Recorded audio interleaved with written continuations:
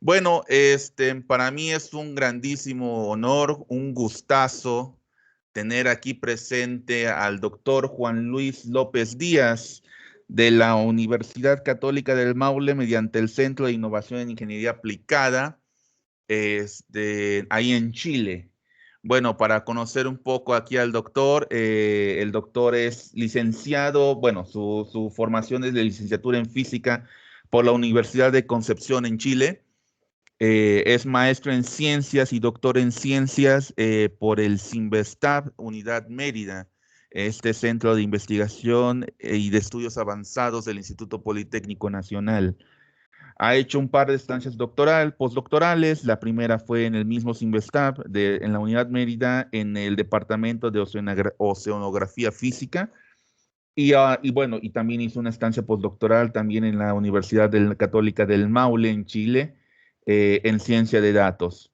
Actualmente, a partir, si no mal recuerdo, de este septiembre, ya podemos decir que el doctor es investigador de tiempo completo de la Universidad Católica del Maule.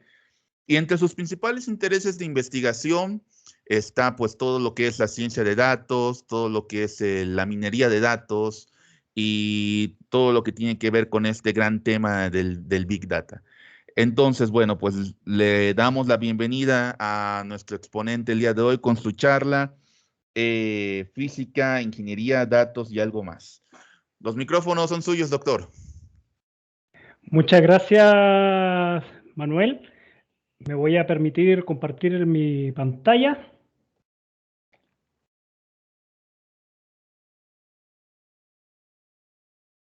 Ok. Bueno, antes que nada, llegar y agradecer por esta invitación, la invitación a este simposio de parte de la Universidad Iberoamericana Puebla, y en especial a Manuel, al doctor Manuel Acevedo, con quien compartimos una amistad ya hace muchos años, justamente allá en México, cuando tuve el placer de llegar y poder convivir con él y vivir, lógicamente, cerca de 20, casi 20 años allá en un país tan querido como, digamos, como en México en sí. Eh, cuando, cuando conversando con Manuel, cuando me invitaron prácticamente a este simposio, lo primero que hice fue llegar y más o menos pensar en qué o sobre qué podía prácticamente llegar y conversar, poder exponer, ¿verdad? O presentar ante ustedes, ante los colegas y lógicamente ante los estudiantes. Y es ahí donde de una u otra forma dije, ok, veamos lo siguiente. Ok, tengo dentro de lo que es mi formación, es física. En este momento estoy aquí en la Universidad Católica en Maule, en Chile, en lo que es la Facultad de Ciencias de la Ingeniería. ¿De acuerdo? Entonces, y aparte, porque también en este momento estoy trabajando, digamos, estamos trabajando en datos junto con el grupo de investigación que tenemos aquí digamos, en la universidad, en especial en el Centro de Innovación en Ingeniería Aplicada, y, y de una u otra forma hablar acerca de esto, física, ingeniería, datos, y lógicamente algo más que se pueda, digamos, se pueda informar, se pueda exponer y que tiene relación prácticamente con lo que son los, digamos, estudios hoy en día que se han hecho en digamos, en estos ámbitos en sí. Prácticamente la ponencia, lo que les voy a presentar hoy, está dividido de esa forma. Eh, digamos, voy a hacer una introducción más o menos que me lleve a presentar nuevamente, a presentar lo que es después las aplicaciones que en su momento voy a discutir de forma un poquito breve, ¿ya? Y después para dar paso, digamos, en sí a las conclusiones. ¿De acuerdo? Entonces, lo primero es pensar en física, ingeniería, datos, ¿verdad? Y algo más. Uno llega y piensa, la física y la ingeniería siempre han estado de la mano. van prácticamente de la mano, la física con lo que son sus leyes, sus teorías, y de una u otra forma la ingeniería tomando todo lo que son estas leyes y teoría prácticamente para llegar y de una u otra forma aplicarlas. Aplicarlas para lograr prácticamente avances, ¿verdad? Avances que de una u otra forma, avances y digamos que aterricen en lo que son aplicaciones. ¿Para qué? Para de una u otra forma hacer más fácil, digamos, hacer más fácil nuestra, si se puede decir así, nuestra existencia. ¿De acuerdo? Ahora, si me refiero a la física es una ciencia teórica experimental, prácticamente muy significativa e influyente, que de una u otra forma ha generado avances que se traducen en lo que es la generación de nuevas ideas, nuevos conceptos, nuevas tecnologías, y que de una u otra forma encuentran en resonancia con lo que son las demás, digamos, las demás ciencias. En este sentido, podemos hablar acerca de la química, podemos hablar acerca de la medicina, ¿verdad? Dentro de esto mismo está la ingeniería, la educación, ¿de acuerdo? En la química podemos relacionar física con, en este caso, digamos, procesos de corrosión. En la medicina, ¿verdad? Podemos ocupar a lo mejor física estadística más lo que es, digamos, un poco de ciencia de datos para lo que es hacer, digamos, en sí, clasificación de enfermedades, en ingeniería, todo lo que tiene que ver con digamos, con lo que son aplicaciones, que dentro de esta ponencia voy a hablar acerca de aplicaciones, digamos, algunas de ellas, aplicaciones agroindustriales, ¿verdad? Y lo que es en el área también digamos, de la educación. Entonces, de una u otra forma, tiene la física, tiene bastante, digamos, bastante importancia y a su vez influye mucho en lo que son las demás, digamos, las demás ciencias. Ahora, en la actualidad, ¿verdad? En la actualidad uno escucha siempre hablar de tecnologías de la información, ¿de acuerdo? Oye mucho hablar o lee acerca de lo que es en la ciencia de datos, el Big Data, la inteligencia artificial, el Machine Learning, el Deep Learning y todo eso, que de una u otra forma esto ha propiciado avances significativos que hace algún tiempo atrás ni siquiera habíamos pensado. Y sobre todo avances en lo que es el área digamos, el área de la medicina. Hoy en día podemos encontrar, ¿verdad?, en la literatura, haciendo una revisión del estado del arte, muchos artículos relacionados con investigaciones en los cuales mezclan todo lo que son las herramientas de inteligencia artificial para lo que es la detección y clasificación de enfermedades. No solamente, digamos, enfermedades, podemos hablar acerca de enfermedades cardíacas, podemos hablar enfermedades, en este caso, digamos, en el sector acuícola, podemos hablar hasta incluso hoy en día, hay muchas investigaciones que se han realizado y que han utilizado, en este caso, herramientas de Machine Learning o Deep Learning para lo que es la clasificación, digamos, o la clasificación de imágenes de radiografías prácticamente, y también, digamos, todo esto, si uno lo quiere, digamos, si uno quiere hacer el link con lo que es la pandemia hoy en día, con lo que es el desarrollo del COVID-19. ¿De acuerdo? Aparte, otra de digamos, dentro de lo que son aplicaciones, está el comercio electrónico, que está muy de moda por el mismo hecho digamos, la pandemia, la situación de pandemia en la cual nos encontramos, y que en un inicio prácticamente la industria, digamos, el comercio, tuvo que buscar la forma de poder llegar al cliente, poder vender, poder de una u otra forma satisfacer las necesidades, digamos, del público, digamos, del público en general. ¿De acuerdo? Es ahí donde prácticamente el comercio electrónico empezó a tener un boom mayor al que lo tenía prácticamente hace 2 años atrás. ¿De acuerdo? Y digamos y también en lo que es el área, digamos, en lo que es el área digamos, de la educación. ¿Y por qué? Porque hay bastantes también investigaciones, hay bastantes trabajos, artículos que de una u otra forma están aplicando herramientas, digamos, herramientas de inteligencia artificial, prácticamente en algunos casos, y un artículo que les voy a compartir en un rato más, donde utiliza, digamos, utiliza ideas físicas de lo que es la física básica para generar un modelo en lo que es la educación. Ahora, lógicamente que todo esto, el desarrollo de las nuevas tecnologías, la utilización del Machine Learning, el Deep Learning y todo lo que son las herramientas de ciencia de datos, de una u otra forma requiere,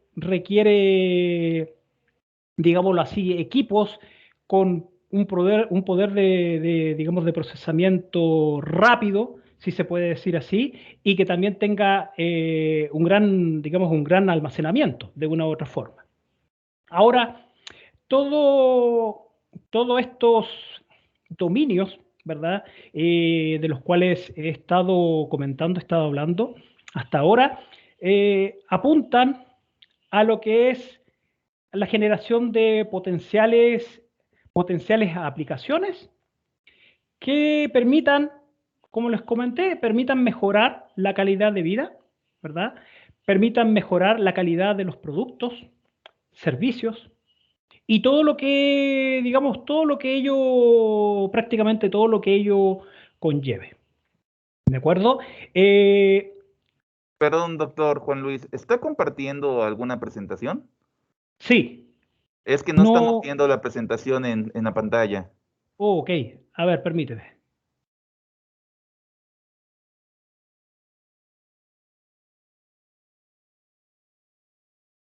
Excelente. Se, se puede, a ver, y ahí tengo, ahí está, lo pueden ver, ¿verdad? Correctísimo, se ve. Ya. Ok, entonces, como les comentaba, en este último punto, todo lo que es la aplicación de todas las herramientas tecnológicas, lo que estaba comentando acerca de machine, digamos, machine learning y todo lo que son las herramientas de inteligencia artificial, eh, aquí hay algo. Y lo que es la física prácticamente aplicada a la educación junto con estas herramientas, quería compartirles yo digamos, este artículo, prácticamente que está justamente, es una investigación que se desarrolló en lo que es la educación superior, digamos, en la educación superior en la India, en lo cual de una u otra forma se desarrolla un modelo, así le llaman un modelo de fuerza híbrida, ¿de acuerdo? En este trabajo en particular, fíjense que se plantea un modelo el cual tiene su base en lo que es en lo que es la física, digamos, hablándolo en sí, a lo que es el equilibrio, se puede decir así, al equilibrio de fuerzas, más aunado a lo que se puede decir algo parecido a lo que es un sistema, digamos, de control.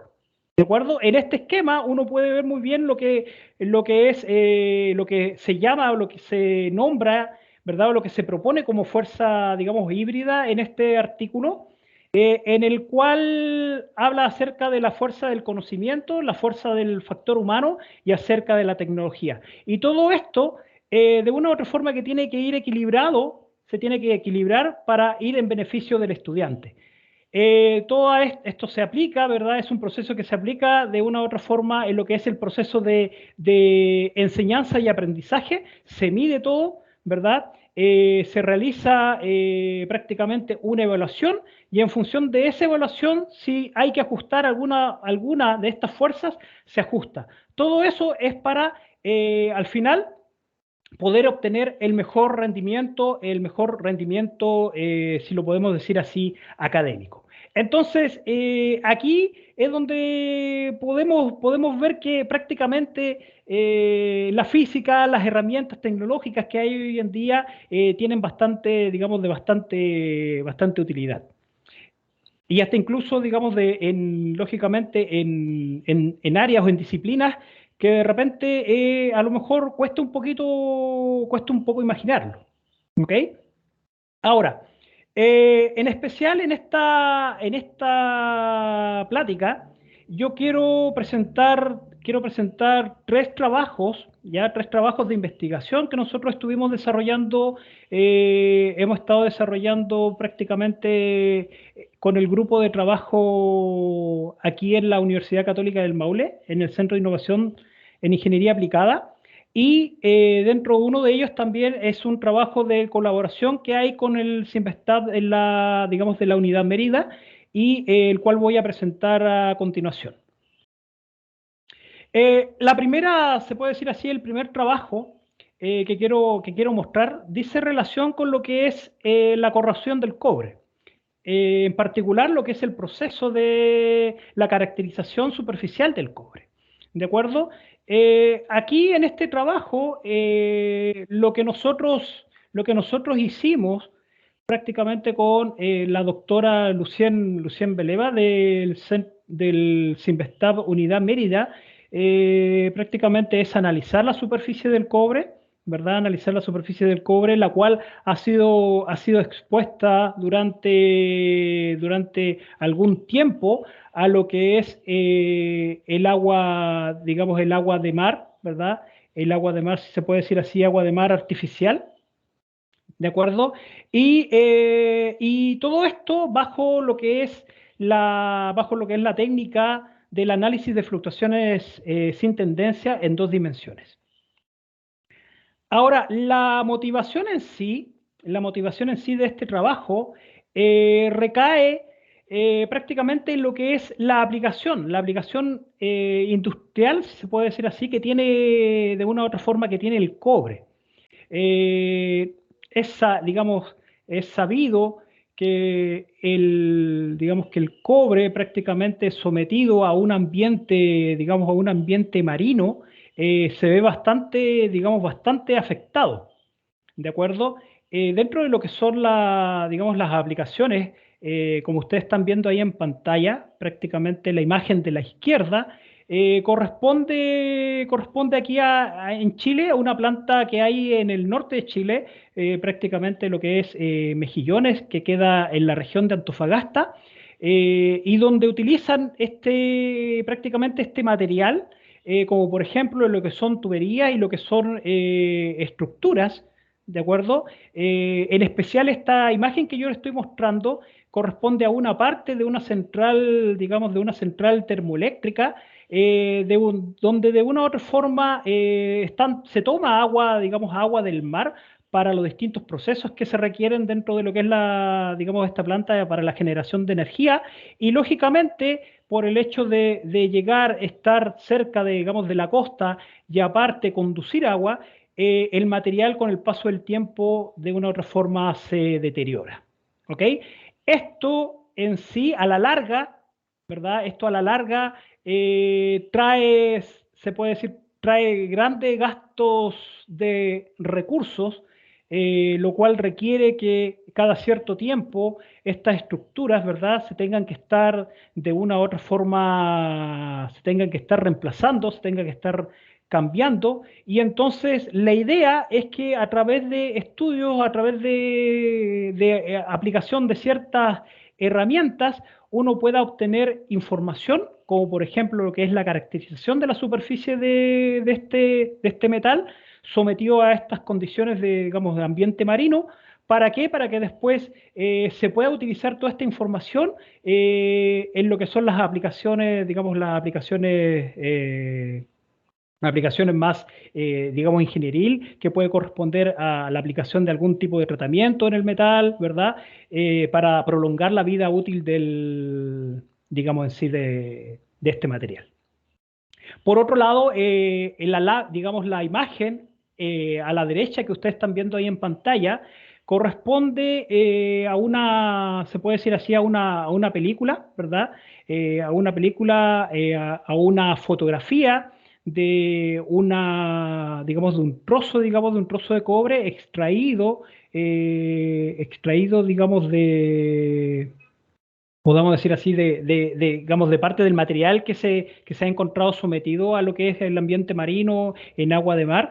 Y en este material, ahí uno puede observar lo que es digamos, lo de color, se puede decir así, verde, una película de óxido cuproso, que se conoce en el área como la, digamos, la pátina, ¿de acuerdo? Y que de una u otra forma lo que hace es aumentar, se puede decir así, aumentar de forma significativa la resistencia del cobre ante lo que es el deterioro, ¿ya? Ahora, prácticamente cuando uno habla del el proceso de corrosión, ¿de acuerdo? Uno lo que hace aquí es pensar, pensar en, digamos, en picaduras, pensar en desgaste del material debido en sí a la corrosión, ¿de acuerdo? Y lo cual implica que va a haber un cambio superficial, ¿de acuerdo? Va a haber un cambio en la morfología de, digamos, del material en sí y que es lo que a nosotros en esta investigación de una u otra forma nos interesó estudiar, nos interesó caracterizar.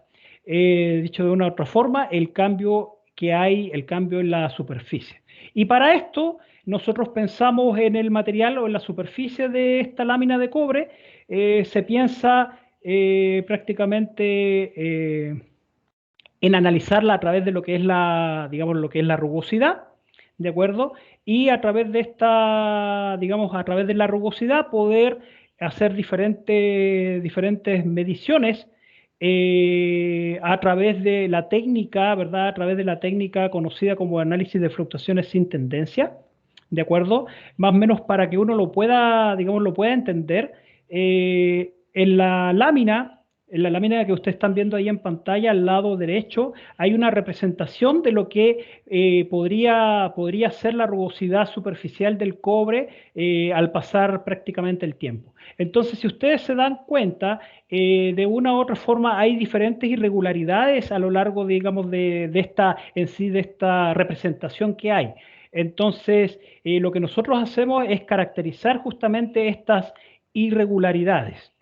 Para eso, lo que se hace es utilizar un análisis de escala.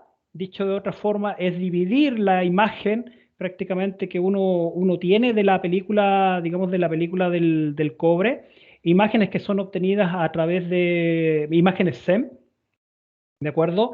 Y prácticamente tomar esta imagen, dividirlas en distintos tamaños, de una u otra forma seccionar esta imagen en distintos tamaños y hacer un análisis de escala mediante esta técnica del análisis de fluctuaciones sin tendencia. Entonces, de una u otra forma, cuando uno hace un análisis de este tipo, lo que busca es obtener, se puede decir así, obtener propiedades, caracterizar las propiedades, ¿verdad? A diferentes, se puede decir, a diferentes escalas. En este caso, este método de análisis de fluctuaciones sin tendencia, lo que hace es ligar lo que es la rugosidad con el que se conoce como exponente superficial de Hertz, y que es lo que ustedes están viendo ahí en la ecuación número 1, que está representado en este caso por el H. ¿De acuerdo? El H, y donde S es la escala a la cual uno está, digamos, a la cual uno está trabajando. ¿De acuerdo? Ahora, lógicamente, este índice superficial H está ligado a lo que normalmente aparece en la literatura como el exponente de Hur, que de una u otra forma permite hacer caracterizaciones de ciertos procesos, como lo que son, en el caso unidimensional, ¿verdad? Y bidimensional, lo que son ruido, en este caso, el ruido gaussiano fraccional y el movimiento, en este caso, browniano, ¿de acuerdo? Los valores de este exponente H, estaba hoy hablando del H mayúscula, prácticamente va entre 0 y 1. Ahora, si uno toma estos valores y los reemplaza, digamos, en la ecuación 2, uno tiene que este valor de h, el h pequeño, que está relacionado con el análisis bidimensional digamos, el análisis de la imagen, prácticamente, este valor se encuentra en un rango de 2 a 3. Se encuentra en un rango de 2 a 3 que prácticamente, bueno, mejor dicho, el h está ligado con lo que es la dimensión fractal, que está dentro de un rango de 2 a 3. Ahora, Dentro de lo que es la dimensión, digamos, dentro de lo que es la dimensión fractal y que se utiliza de una u otra forma para caracterizar el material y a través de lo que es la rugosidad en sí, se puede hablar que cuando uno obtiene, a través de este proceso, uno obtiene una dimensión fractal, digamos, con un valor 2. Estamos hablando de una superficie que está completamente lisa. Dicho de otra forma, si nosotros pensamos en la lámina de cobre, ¿verdad? Pensamos en una lámina de cobre y nosotros la introducimos prácticamente en agua de mar, ¿de acuerdo? Esta lámina de cobre, antes de ser inmersa en el agua, y nosotros medimos la dimensión fractal, podemos decir prácticamente que tiene una dimensión cercana a lo que es 2. Es decir, hablamos de una superficie prácticamente plana. Pero a medida que comienza a transcurrir el proceso de la corrosión con el tiempo, se van produciendo estos desgastes, se van produciendo estas picaduras, se va produciendo prácticamente la corrosión y va cambiando de una u otra forma la superficie. ¿De acuerdo? Va cambiando de una u otra forma la superficie y si uno mide este índice de Hur y uno puede calcular a lo mejor la dimensión fractal, esta dimensión fractal puede de una u otra forma variar hasta, en este caso, un valor de 3, donde ya estaríamos representando, se puede decir así, un volumen. ¿De acuerdo? Ahora, dentro de los datos que nosotros tomamos, trabajamos prácticamente con láminas a lo que es el primer día, creo que es 2 días, 30 días, 60 días y 90 días, si bien lo recuerdo, ¿de acuerdo? Y en particular, fíjense en particular lo que yo les quiero mostrar como resultados dentro de lo que es este trabajo que nosotros hicimos en cooperación con Sinvestab. Les presento ahí una de las imágenes Zen, donde de una u otra forma se aprecia la morfología de la superficie del cobre después de ser expuesta a, digamos, en este caso, a agua de mar artificial. ¿De acuerdo? Entonces, los resultados, ¿verdad?, que se obtienen cuando uno aplica técnicas de este tipo son como lo que ustedes están viendo ahí en la lámina, en el lado derecho. Uno hace un análisis de escala. Si bien ustedes pueden ver en la gráfica en el eje horizontal, tenemos una escala, digamos, una escala en logaritmo en base 2, ¿verdad? Donde S representa en este caso el tamaño, ¿verdad? El tamaño de las distintas escalas, o se puede decir así, secciones, ¿verdad? Secciones que uno puede tomar de esta imagen Zen y poder aplicar este análisis de fluctuaciones sin tendencia, ¿de acuerdo? Ahora, lógicamente, como lo vimos hace un rato, aquí uno puede apreciar, ¿verdad? Puede apreciar desde que en cierto rango de escala hay un cierto, se puede decir, hay un cierto comportamiento.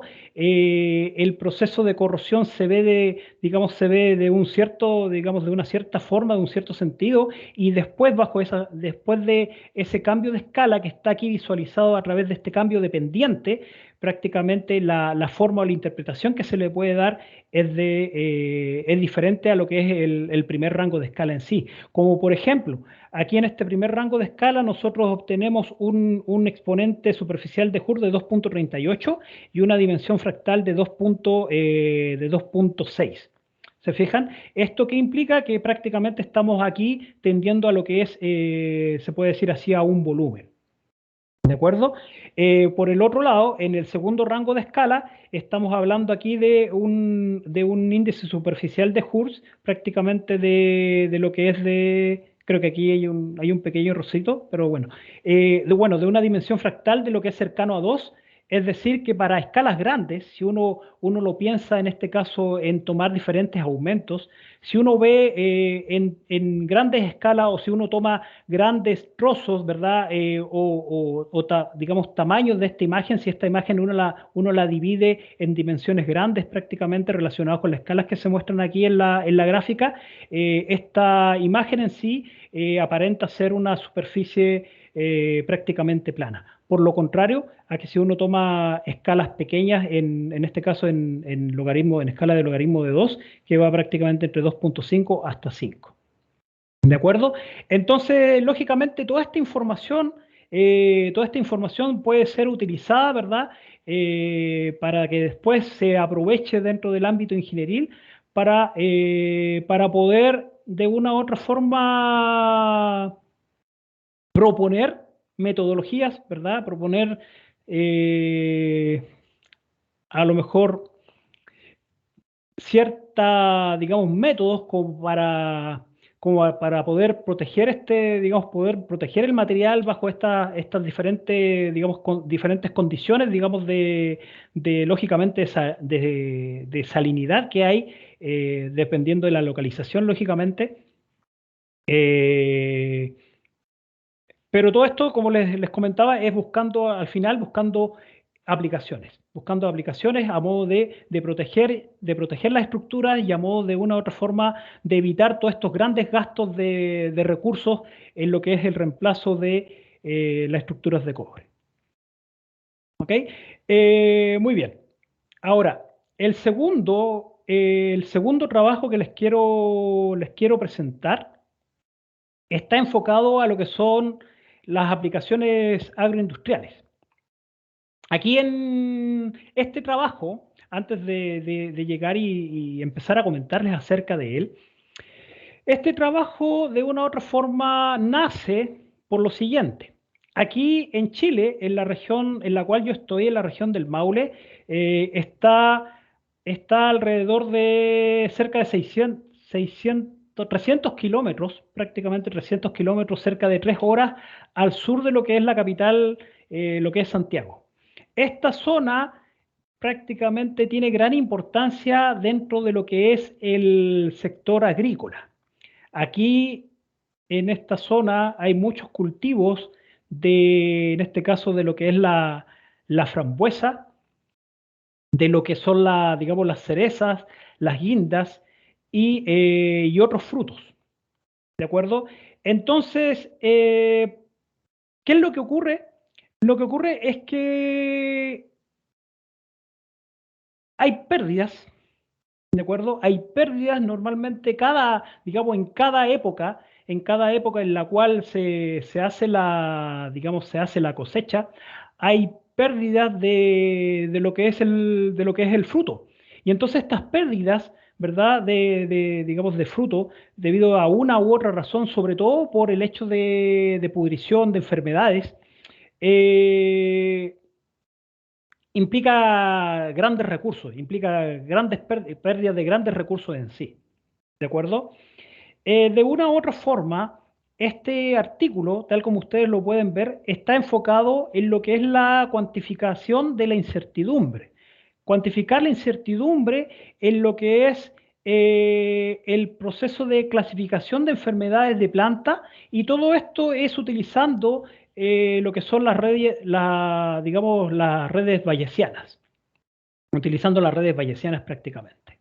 Ahora, digamos, dentro de lo que es la motivación, también se encuentra el hecho de que el cambio climático juega un factor importante, no solamente, digámoslo aquí, en la región en la cual yo me encuentro, sino que prácticamente a nivel, todo lo que es América Latina y el Caribe. Y prácticamente el impacto que tiene el cambio climático no solo es a nivel, digamos, de producción, de volumen de producción de cultivo, sino que también en lo que es la calidad. La calidad y lo que es la seguridad digamos, de la industria, prácticamente de lo que es la industria alimentaria. ¿Ok? Como por ejemplo, en esta imagen que ustedes pueden ver ahí, corresponde a una imagen, digamos, de una imagen de tomate de una u otra forma enfermo, y para lo cual digamos, se han puesto todos los esfuerzos a nivel regional, a nivel nacional y sobre todo a nivel regional, digamos, con lo que es destinar recursos para lo que es la investigación básica y lo que es la investigación aplicada a modo de generar nuevas tecnologías a ocupar, que de una u otra forma permitan ayudar a resolver este problema en cuestión. Ahora, el proceso, fíjense que dentro de todo lo que es las herramientas que hay de lo que es la inteligencia artificial, dentro de lo que es el machine learning y en especial dentro de lo que es el deep learning, que es lo que trata este trabajo, de una u otra forma eh, tiene complicaciones. Hay complicaciones en esto por el hecho de que al momento de cuantificar, al momento de hacer la clasificación de las enfermedades, de las enfermedades en sí en las plantas, eh,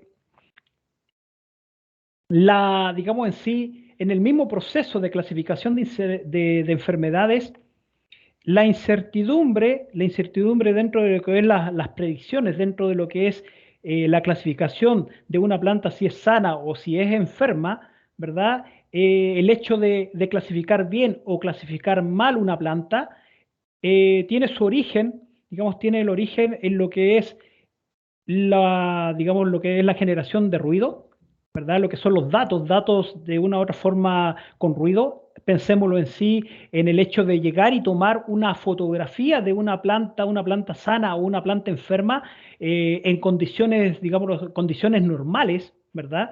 Condiciones normales. ¿Esto qué quiere decir?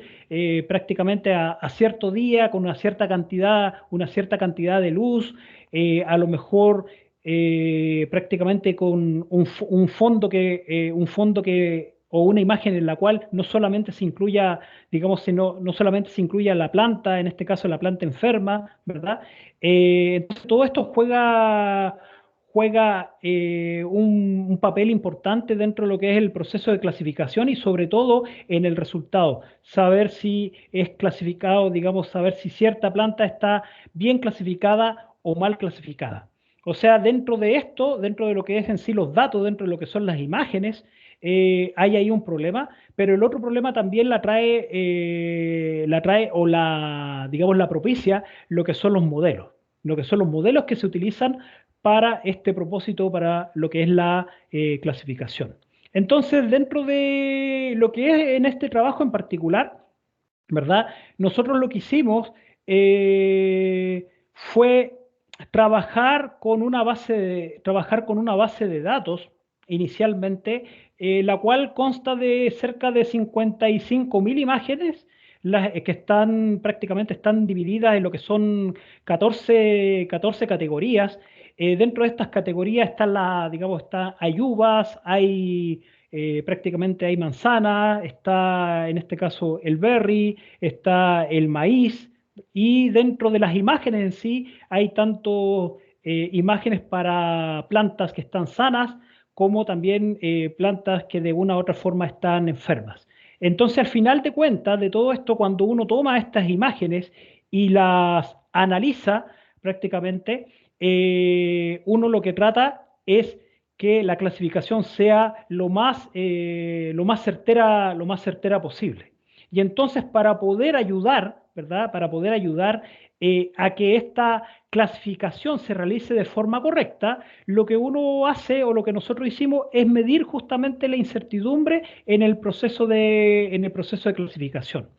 Una cosa importante que debo de aquí de mencionar es que cuando se realiza el proceso de clasificación, todas estas cerca de 55.000 imágenes que les comentaba hace un momento, prácticamente se separan en distintos grupos, lógicamente, dentro de los cuales se toma un conjunto de imágenes que sirven como entrenamiento para los modelos y después otro conjunto de imágenes que sirven prácticamente para poner a prueba de una u otra forma el modelo.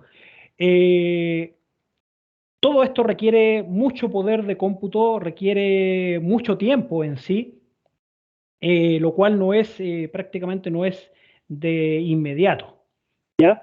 Ahora, dentro de lo que es el proceso ya de la medición de la incertidumbre, uno ocupa, y es por eso lo quise incluir aquí en la presentación, que ustedes están viendo ahí en la ecuación número 5, que es lo que corresponde a la entropía de Shannon. En este caso, nosotros utilizamos la entropía de Shannon para para lo que son el proceso de clasificación de plantas, en específico lo que es medir la incertidumbre en el proceso de clasificación. Dicho de otra forma, asociamos el proceso de incertidumbre con lo que es el cálculo de lo que es la entropía. ¿De acuerdo? Ahora, fíjense aquí en esta imagen, como por ejemplo dentro del conjunto de datos que nosotros analizamos, del conjunto de imágenes, ahí ustedes pueden ver lo que corresponde a las plantas para la manzana, ¿verdad? La manzana, una hoja, un fruto saludable, ¿verdad? Una hoja saludable y digamos, una hoja que de una u otra forma tiene podredumbre, ¿verdad? Se está comenzando a pudrir. Y por otro lado, estamos aquí también viendo lo que corresponde a una hoja de lo que son digamos, lo que es la uva, y lógicamente una sana y también digamos, una enferma. Entonces, prácticamente a esto está destinado digamos, de una u otra forma la investigación a poder realizar un proceso de clasificación que de una u otra forma te aporte información, porque aquí lo importante de todo es que toda la información que nosotros podamos obtener en el trabajo, en la investigación es que nosotros desarrollamos, es aportar, ¿verdad? Aportar o proporcionar información que te permita tomar la mejor decisión posible, ¿ya? Permita tomar la mejor decisión posible en este caso, al agricultor. ¿En qué sentido? En el sentido de que si nosotros de una u otra forma implementamos imaginemos que podamos implementar esta investigación, ¿verdad? A lo mejor en un sistema robotizado en el cual podemos dotarlo a lo mejor de una máquina, podamos dotarlo a lo mejor digamos, de alguna cierta conexión, una cierta conexión a algún servidor en el cual nosotros tengamos alojado digamos, todo nuestro programa de cómputo, ¿verdad? Y este sistema le estaba comentando, este sistema robotizado, puede ir a través, digamos, de las plantaciones, ir tomando fotos de las distintas, se puede decir así, plantas, de los distintos frutos, y en el momento poder en este caso, hacer una predicción, ¿verdad? Y esta información entregársela al agricultor, al especialista, y poder determinar qué medida correctiva se puede aplicar en sí.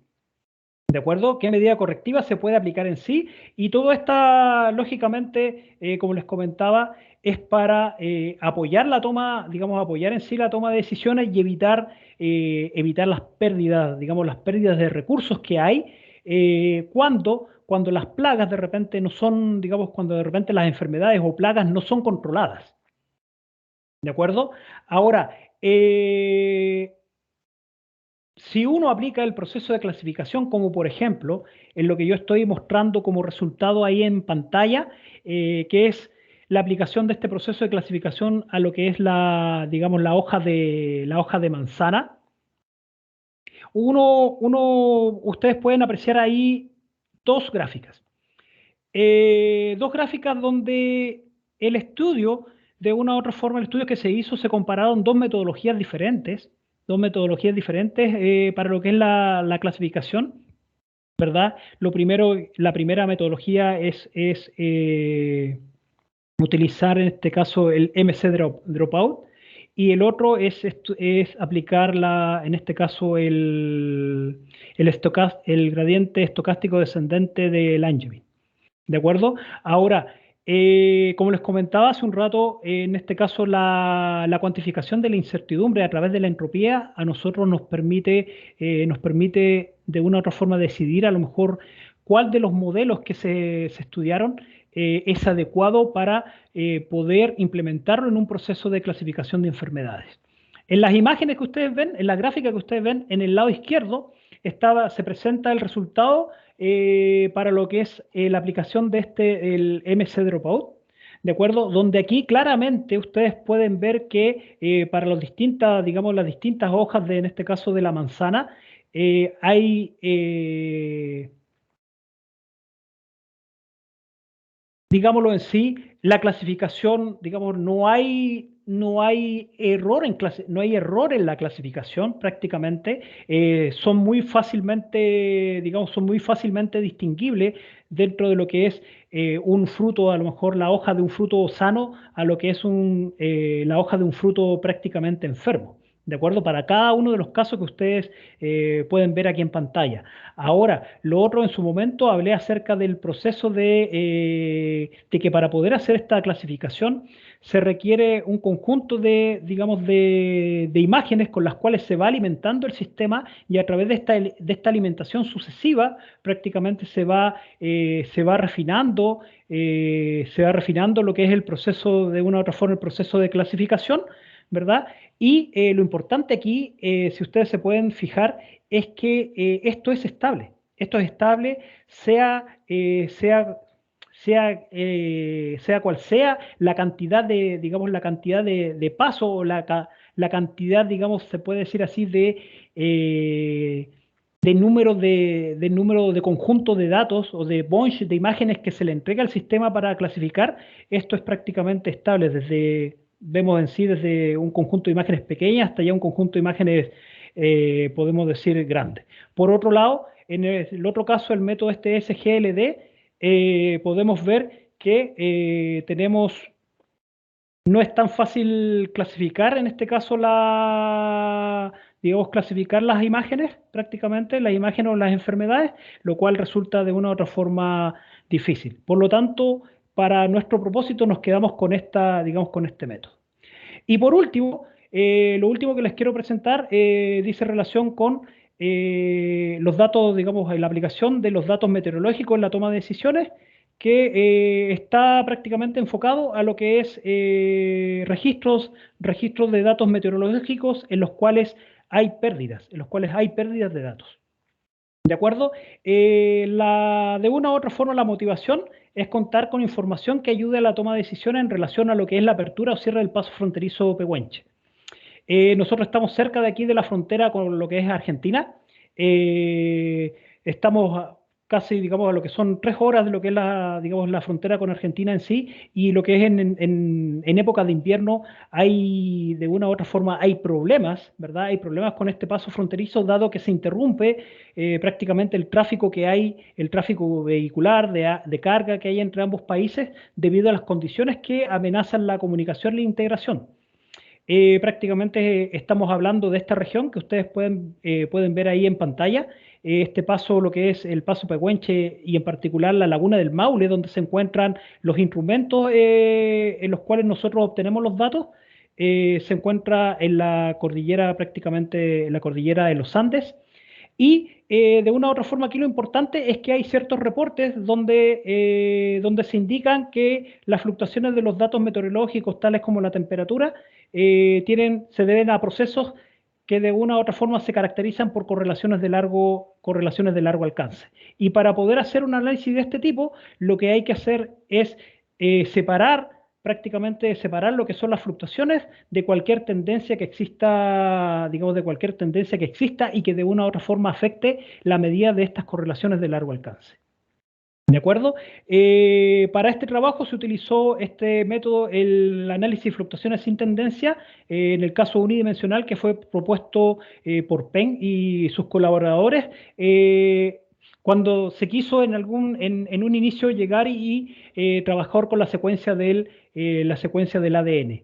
Y por otro lado, ¿por qué trabajar con esto? Porque dado que FDA nos proporciona medidas del exponente de Hur, hay ciertas, digamos, investigaciones que proponen que este exponente de Hur puede ser utilizado como un indicador de predecibilidad. Entonces, lo que uno hace aquí es que los registros de temperatura, tal como ustedes están viendo aquí en pantalla para el mes de septiembre, uno utiliza, lo primero es separar, en este caso, las tendencias, las cíclicas, ¿verdad? Los cíclicos, que es lo que ustedes ven aquí en la curva, prácticamente la curva roja. Los datos en negro son los datos originales y en este caso el color verde, digamos lo que ustedes ven ahí, los datos en verde, corresponde a la separación de lo que son los datos originales con esta tendencia. ¿De acuerdo? Lo que nosotros aquí hicimos, ocupamos en la investigación, es ocupar métodos de imputación de datos, dado que que, como les comenté, los instrumentos están prácticamente cerca de la cordillera y dependiendo de las condiciones meteorológicas, lógicamente cuando son extremas, los instrumentos de una u otra forma, dejan de funcionar y hay pérdidas de datos. Se ocuparon dos métodos prácticamente, el método de vecinos más cercanos, y se ocuparon redes neuronales para de una u otra forma llenar los datos faltantes. Y la idea de fondo detrás de todo esto es ver si este método, el método DFA, que como les comenté puede ser un indicador de predecibilidad, es un método robusto. Entonces, al final de cuentas, después que uno hizo el análisis en todo el conjunto de datos, en todo el periodo invernal, después de prácticamente un conjunto en una base de datos cerca de 5 años que nosotros tenemos, se encontraron estos resultados y que de una u otra forma, como ustedes pueden ver en pantalla, hay datos, hay columnas que están relacionadas a la cantidad, el porcentaje de datos en cada mes, el valor del exponente, digamos, de Hurd para los datos originales y el valor del exponente de Hurd para cada método prácticamente aplicado. ¿De acuerdo? Entonces, estos datos, lógicamente, se persigue detrás es llegar y aportar información para que el gobierno regional pueda tomar decisiones en cuanto a lo que es la apertura y el cierre del el paso fronterizo. ¿De acuerdo? Ahora, ya como para terminar, finalizar la presentación, como a modo de conclusiones, dentro de lo que es el análisis de corrosión, se utilizó la técnica de DFA de 2D para de una u otra forma correlacionar el índice superficial de Hurd con las irregularidades superficiales. ¿De acuerdo?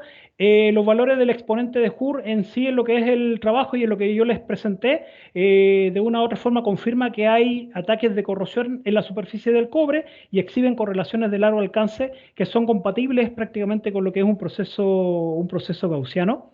En cuanto a lo que es la investigación del campo agroindustrial, lo que es la confianza en las predicciones las muestras requieren modelos más efectivos de cuantificación de incertidumbre. Todo eso, ¿por qué? Porque de una u otra forma, si se toman y se meten a analizar todas las imágenes, lógicamente, hay error que se comete en lo que es el proceso de clasificación. ¿De acuerdo? Y en particular, dice, la incertidumbre que surge del sesgo de la selección de la muestra hace que sea difícil escalar los sistemas, digamos, escalar los sistemas automáticos en la detección de enfermedades. Esto, dicho de otra forma, implementarlo ya en la práctica. Ahora, por último, dentro de lo que es el trabajo relacionado con los datos meteorológicos, la toma de decisiones es extremadamente complicada, ¿verdad? Cuando existen lagunas de datos faltantes en registro de tiempo, sobre todo registro de tiempo cortos, ¿verdad? Y esta falta de datos de una u otra forma trae consigo que los análisis estadísticos carezcan de robustez. Por lo tanto, es necesario siempre llegar y tomar o implementar técnicas de imputación. ¿De acuerdo? Y por último, comparando el exponente, digamos, si uno compara ya el exponente de Hurd digamos, para los datos originales y los distintos métodos que se utilizaron acá como imputación, nosotros pudimos determinar que este método en sí, el DFA, que se ocupa, es un método bastante robusto, por lo cual, en particular, para estos datos y para este análisis, no era necesario de aplicar técnicas de imputación de datos. ¿De acuerdo? Entonces, aquí les dejo alguna referencia y con eso termino prácticamente mi presentación, agradeciéndoles lógicamente su atención y quedando a la espera de cualquier duda, cualquier pregunta que tengan consigo. Muchas gracias. Excelente, doctor Juan Luis, excelente. Bueno, tenemos tiempo para una o dos preguntas, que le quieran hacer aquí al doctor.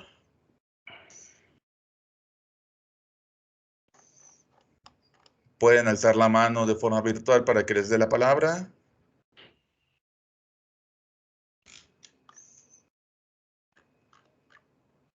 Bueno, yo tengo un par de preguntas, Juan. Mira, aquí tenemos muchos alumnos, sobre todo de la parte de álgebra lineal, del curso que les estoy impartiendo aquí en la Ibero. La primera pregunta que pues no sé si a los chavos les da un poco de pena hacerlo es, ¿Cuál es la diferencia entre el tema que tú manejas de red neuronal con lo que es inteligencia artificial? ¿Y en qué punto podemos decir que la inteligencia artificial está? ¿Qué tan autónomo podría considerarse una inteligencia artificial, por decirlo de alguna manera? Ya, mira, cuando uno habla en sí de inteligencia artificial o lo que persigue la inteligencia artificial de una u otra forma es el desarrollo, digamos, de algoritmos que se puedan implementar. ¿Para qué? Para que todos los procesos se hagan de forma, se puede decir así, automática, ¿verdad? Y se pueda, de una u otra forma, esta inteligencia pueda ir aprendiendo acerca de ello. Ahora, dentro de lo que es la inteligencia artificial tenemos la herramienta de lo que es el Machine Learning, ¿verdad? Y Ujú. dentro de lo que es el Machine Learning tenemos prácticamente lo que es el Deep Learning. Y dentro de este último punto, al menos nosotros, lo que es aquí el grupo de investigación, utilizamos las redes neuronales para distintos propósitos, como tú lo viste en este caso, lo que es la clasificación, digamos, de enfermedades en las plantas Ujú. o para lo que es en este caso la imputación de datos en los datos meteorológicos. Entonces, en sí, esa, digamos, se puede decir, esa es la relación que hay. Estamos hablando de inteligencia artificial como, digamos, como un globo, ¿verdad? Un círculo, y dentro de este círculo de la inteligencia artificial encontramos el machine learning, y dentro de esto podemos encontrar el deep learning en sí. Ujú.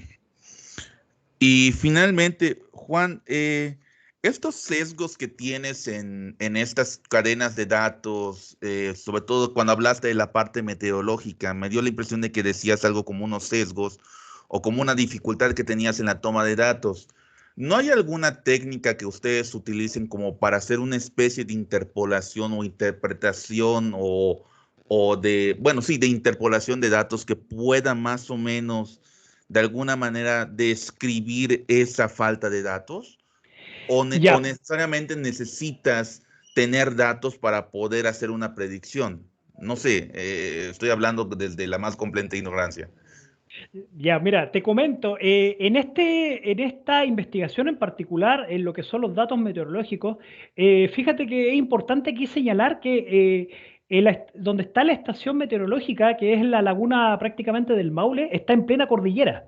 Está en Ujú. plena cordillera de los Andes, lo cual en época de invierno, que es lo que prácticamente a nosotros nos interesa, porque todo lo que es verano, otoño, ¿verdad? Y sobre todo primavera, el paso está habilitado. Pero en invierno en específico, debido al hecho de la nieve, del hecho de la lluvia, las bajas temperaturas, todo esto dificulta la toma de datos y hay pérdidas de datos por falta de operación, digamos, de los instrumentos. Ahora, en particular nosotros, fíjate que tenemos la problemática de que no existen estaciones meteorológicas cercanas, porque normalmente lo que se hace es que cuando hay pérdidas de datos, se utilizan datos de estaciones meteorológicas cercanas. ¿Para qué? Para de una u otra forma hacer la imputación o hacer el llenado de los datos faltantes. Entonces, bajo estas condiciones, dado que no tenemos estaciones cercanas, para lo cual podemos completar los datos faltantes, debemos buscar técnicas de análisis. Es ahí donde hay que buscar Ujú. técnicas de análisis que sean robustas en sí ante los datos, digamos, ante los datos perdidos, ¿ya? Y es por eso que es esta técnica que yo, digamos, que yo presenté, y los dos métodos de, digamos, de imputación, el método de, en este caso, de vecinos cercanos y a través de redes neuronales, que de una u otra forma, fíjate que no tuvimos diferencia en lo que es hacer el análisis con los datos originales, con lagunas de datos faltantes, a realizar el mismo tipo de análisis con la imputación de datos. Entonces, en ese sentido, nosotros buscamos eso, buscamos determinar un método, tener un método, implementar un método que sea robusto ante datos faltantes. Pero lógicamente, bajo otras condiciones, hay distintas técnicas de que uno puede hacer la imputación y rellenar estos huecos, digamos, estos huecos faltantes en los datos. De acuerdo, muy bien. No sé si alguien más quisiera animarse a preguntar aquí al doctor Juan Luis. Chavos, ¿nadie más? Bueno, pues si no hay más preguntas, pues le vamos a compartir su reconocimiento al doctor Juan Luis. Departamento de Ciencias e Ingenierías otorga el presente reconocimiento al doctor Juan Luis López Díaz por su valiosa participación en el primer simposio anual del Grupo de Investigación en Ciencias Básicas con la conferencia titulada Física, Ingeniería, Datos y algo más. San Andrés Cholula, 11 de noviembre del 2021. Firma nuestro director del departamento, el maestro Ramiro Bernal Cuevas. Muy bien, agradecemos de nuevo la presencia del doctor Juan Luis y chavos, estamos con el doctor Juan Luis, creo que me permito hacer un breve anuncio. Estamos creo que a un breve, ya creo que nos falta un paso muy pequeño para tener un convenio de colaboración con el doctor Juan Luis. Así que eventualmente esperamos, no sé si tomar que aquí el doctor Juan Luis nos comparta algún tema, alguna conferencia más específica o algún taller para los que estén interesados en estos temas, que yo creo que la gran mayoría de los alumnos que están aquí, que son del área de biomédicas, les puede servir bastante, sobre todo la parte de análisis de datos. Y de nuevo, pues reitero el agradecimiento a la presencia del doctor y bueno, pues nos vemos y gracias de nuevo. Muchas gracias nuevamente por la invitación y tal como comenta el doctor Manuel, les dejo la invitación, digamos, la invitación abierta para que una vez que ya este convenio, digamos, sea firmado, invitarlos a ustedes a ser partícipe de esto, tanto, digamos, para tanto digamos, el avance, la cooperación que haya entre ambas universidades y sobre todo para el desarrollo, digamos, el desarrollo de ustedes, los estudiantes que de una u otra forma son tan importantes en este, digamos, en este proceso y que son digamos, el futuro de la sociedad. Así que muchas gracias nuevamente y espero que nos podamos ver pronto con alguna otra conferencia o tema de discusión. De Cuídense acuerdo, mucho. muchísimas gracias. Bueno, chavos, muchísimas gracias. Pues nos vemos en la siguiente charla. Gracias. Muchas gracias. Hasta luego. Muchas gracias. Muchas gracias.